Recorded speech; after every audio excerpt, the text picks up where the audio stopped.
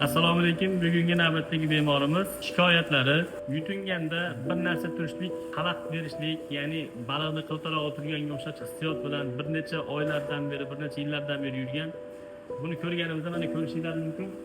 Quloq ustida kista hosil bo'lib qolgan. Buni olishlik amaliyotdamiz. Endi laringal usulda mana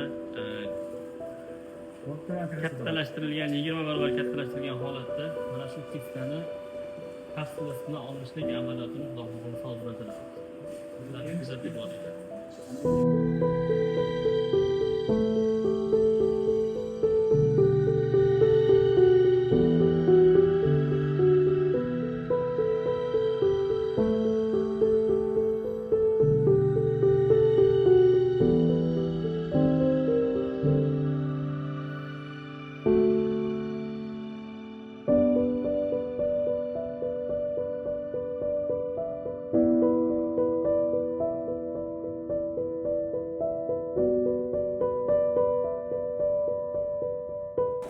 Mana kistani qopi bilan oldik.